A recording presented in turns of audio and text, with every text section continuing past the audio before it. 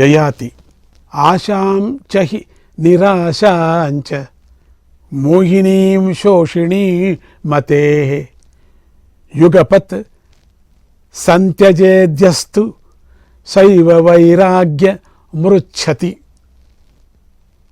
इस संसार में आशा हो या निराशा दोनों भी मानव के मन में मोह उत्पन्न करके उसे कमजोर बना देते हैं और बिगाड़ देते हैं। जो व्यक्ति इन दोनों को एक साथ छोड़ सकेगा वही वैराग्य प्राप्त कर सकेगा। मनुष्य में आशा के बढ़ते बढ़ते मोह भी बढ़ जाता है। इसी प्रकार हमारी इच्छा के अनुसार फल प्राप्त नहीं होने पर निराशा मन को शोक लेती है। इसलिए आशा हो या निराशा दोनों भी अच्छे नहीं है। मनुष्य आशा जीवी है, इसलिए वह आशा को छोड़ नहीं सकता। मनुष्य का जीवन आशा और निराशा इन दोनों के आधार पर चलता है। आशा और निराशा इन दोनों के छोड़ देने पर ही मनुष्य का जीवन सुखमय रहता है।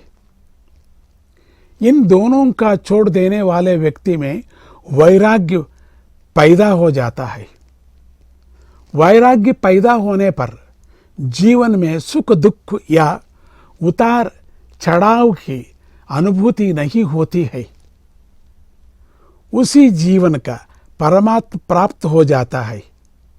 यदि मनुष्य के मन में निराशा और असंतोष थोड़ा भी पैदा हो जाए तो उसमें अनेक प्रकार के अवलक्षण पैदा हो जाते हैं और कामनाएं घोड़ों के समान दौड़ने लगते हैं।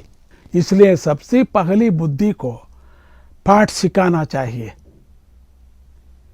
इसके लिए सत्संग की प्रधान औषधि है। सत्संग के कारण बुद्धि सुधार जाती है और मन वैराग्य में लग जाता है। जब तक वैराग्य उत्पन्न नहीं होता तब तक मन इंद्रिय विषय वासनाओं के प्रति आसक्त रहेगा। ययाति नामक एक राजा था। एक बार वह जंगल में जा रहा था। अचानक उसे एक स्त्री का आर्तनाद सुनाई पड़ा। उसने चारों तरफ ध्यान से देखा। उसे एक जल रहित अंधकूप में एक स्त्री दिखाई पड़ी। उसने अपने हाथ का सहारा देकर उस स्त्री को कुएं से बाहर निकाला। वो अति सुंदर थी। उसका नाम देवयानी था। वह राक्षसों के गुरु शुक्राचार्य की पुत्री थी। अपने बारे में इस प्रकार विवरण देकर देवयानी ने अपने कुएं में रखने का कारण बताया। हे राजन, राजा ऋषपर्व की पुत्री शर्मिष्ठा और मैं दोनों सरोवर में स्नान कर रहे थे।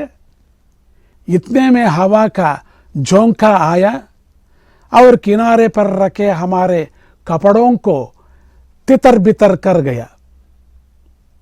तब शर्मिष्ठा ने मेरे कपड़े पहन लिए। मैंने कहा, हे शर्मिष्ठा, मैं ते गुरु की पुत्री हूँ, मेरे कपड़े पहनकर मेरा अपमान क्यों कर रही हूँ? शर्मिष्ठा ने कहा, हमारे राज्य में रहते हुए, हमारा दिया अन्न खाते हुए हमारा ही निंदा कर रही हूँ। तब मैंने कहा, मेरे पिता तुम्हारे राजगुरु होने के कारण ही तुम्हारा राज्य सुस्थिर है। तब राजकुमारी होने के अहंकार से शर्मिष्ठा ने अपनी सखियों की सहायता से मुझे इस कुएं में ढकेल दिया और वह चली गई। राजा ययाति को देवयानी से प्रेम हो गया।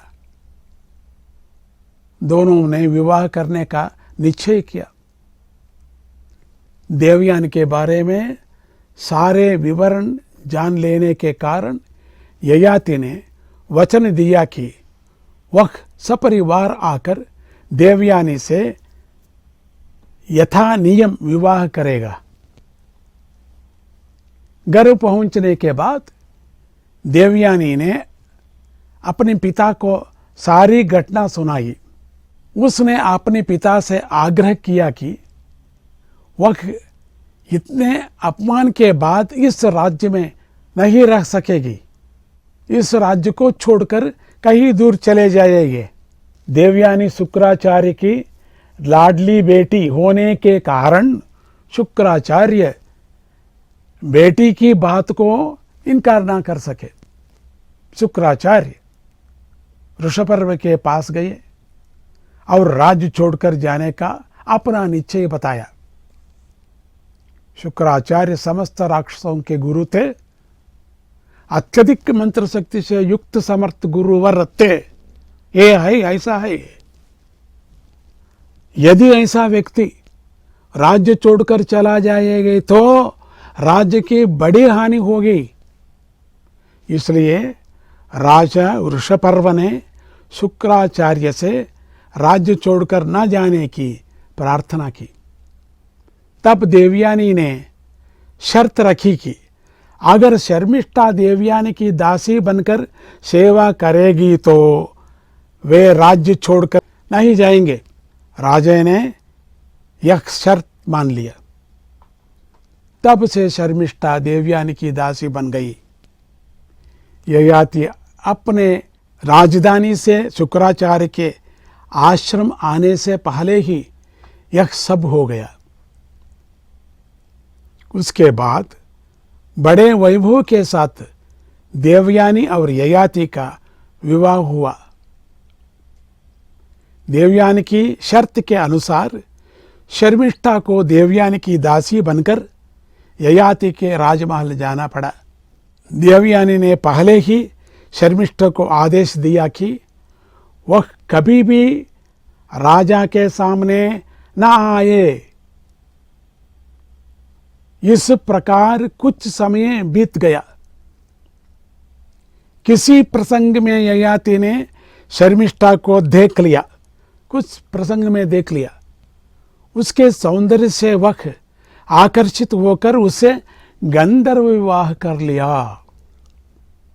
ययाति को शर्मिष्ठा के गर्भ से 4 पुत्र भी हुए।